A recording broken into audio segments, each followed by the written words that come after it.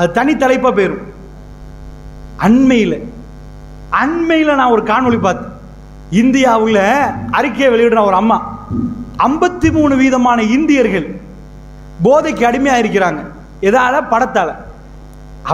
அதாவது இந்தியர்கள் 100% போதைக்கு அடிமையான ஒரு செட் எடுத்து, எதனாலப்பா இவங்க எல்லாம் போதைக்கு அடிமையாகிறாங்க, ஏன்பா இப்படி ஸ்மோக் பண்றாங்க, ஏன்பா கஞ்சா அடிக்கிறாங்கன்னு கேட்டா அறிக்கை சொல்லுது 53% ஆஃப் தி இந்தியன்ஸ், 53% மேற்பட்ட இந்தியர்கள் படத்தால தான் போதைக்கு அடிமையாகிறாங்க. ஸ்டைலா ஒரு சிகரெட் அடிச்சு காட்டினா, டம் அடிச்சு காட்டினா, ஓ இது தாண்ட ஆம்பளை, அவன் சொல்லல இதுதான் ஆம்பளை, மார்க்கெட் ஆயிட்டு கையில சிகரெட் எடுக்கிறான், என் தலைவன் அடிச்சுட்டான் பாருங்க. இப்படி இந்த படம் செய்யறது கொஞ்சம் நெஞ்சமில்லை. நான் அதிர்ச்சிகரமான ஒரு தகவலை பார்த்தேன். சுபஹானல்லாஹ், ரொம்ப ஆச்சரியம். இந்த ரிசர்ச்சை பார்த்த உடனே ஆச்சரியப்பட்டேன். என்ன தெரியுமா? படத்துக்கு ஃபன் பண்றது யாருன்னு கேட்டீங்கன்னா, உலகளாவிய பெரிய பெரிய கடத்தல் வியாபாரத்தில் ஈடுபடுறான் பாருங்க, இந்த மாஃபியால, இவங்க தான் படத்துக்கு இன்வெஸ்ட் பண்றாங்க. அங்கால சல்லி எல்லா படத்துல என்ன பண்றான்டா, இப்ப நான் ஒரு தொழில் செய்யறேன்னு வைங்க, ஏன் தொழிலுக்கு ஆள் வேணும், நான் விளம்பரப்படுத்துவேன், நான் மீன் வியாபாரம் பண்றேன், எனக்கு ஒரு வேலை செய்யணும், மீன் வெட்டுற ஒரு ஆள் வேணும் அப்படின்னு விளம்பரப்படுத்தும். கடத்தல் செய்யறதுக்கு அவனுக்கு பெரிய அளவுக்கு ஆள் வேணும். கடத்தல் செய்யணுமா, தைரியமானவர்கள் வேணும், கொலை செய்யற மாதிரி வேணும், அந்த மாதிரி வேணும்.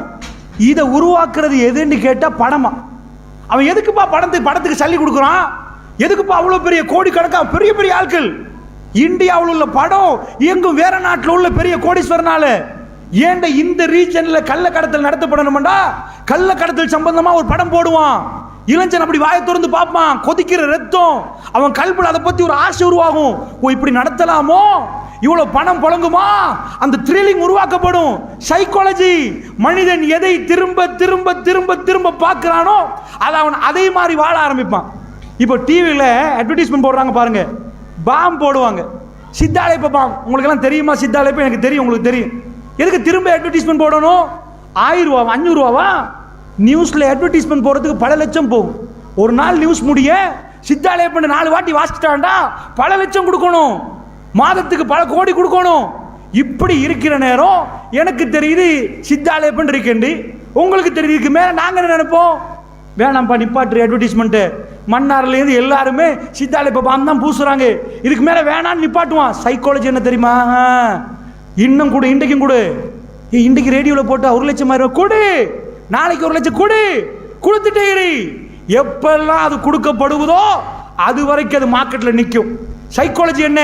ஹீரோ ஹோண்டா பைக்கை கொண்டாந்து நிப்பாட்டுவான், ஒரு வாட்டி அறிமுகப்படுத்தினா இதுதான்ப்பா பைக், இதாண்டா முடிஞ்சு போச்சு, விலை இவ்வளவுதாண்டு. ஏன்பா இன்றைக்கும் போட்டு, நாளைக்கும் போட்டு, நாளை மறுநாளும் போட்டு, அதுதானும் போட்டா மனிதனுக்கு அதை காட்ட காட்ட காட்ட எனக்கும் இப்படி ஒரு பைக் வேணுமேன்னு ஆசை வந்துடும். இதுக்கு சைக்காலஜியில் சொல்லுவாங்க, முதல்ல ட்ரீமிங், அதாவது ஒரு டார்கெட்டை நோக்கி போகணும்டா பர்னிங் டிசையர், எரிகிற ஆசையை உருவாக்கணும்டா திரும்ப திரும்ப திரும்ப அதை காட்டணும். இந்த படத்தில் போற எல்லாமே 4 கயவர்களை உருவாக்குது. கள்ளக்கடத்தல் பண்ணலாமோ, இப்படி பண்ணினா இப்படி செய்யலாமோ, படம் கொடுக்குது. நிஜமான சில விஷயங்களை அது படம் வடிவத்தில் வீட்டுக்குள்ள உள்ள பையனை கல்லனாத்தான். ரிசர்ச் சொல்லுது. அட பாவிகளா, நீங்க குடும்ப கதைன்னு பாக்குறீங்க, அதுலயே ரவுடிய காட்டுறான். ரவுடியே அப்படி பண்றான், அவன் பண்றத 4 பேர் ரவுடி ஆகணும்னு ஆசைப்படுறவனுக்கு கவரப்பட மாட்டான்னு நினைக்கிறீங்களா? உங்க பிள்ளைகளை பறி கொடுக்குறீங்க. இந்த படத்துல அவனு 4 ரவுடியா மாறுறதுக்கு பாக்குறான். கள்ள கடத்தல் ஸ்மக்லிங் என்றது உலகத்தில் இருக்குது, அது என்னென்ன எப்படியெல்லாம் இருக்குது ஐடியா கொடுக்குறான். இப்படித்தான் ஃப்ளைட்ல கடத்துறது, இப்படித்தான் கப்பல்ல கடத்துறது, இப்படி கடத்தினா மாட்டிப்படாது, இப்படி படத்தினா இப்படி.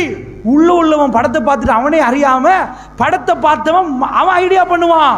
அடடா இப்படி கடத்துருவோமா, போட்ல கடத்துவோமா, இப்படி பண்ணுவோமா, அழிஞ்சு போயிருவான்.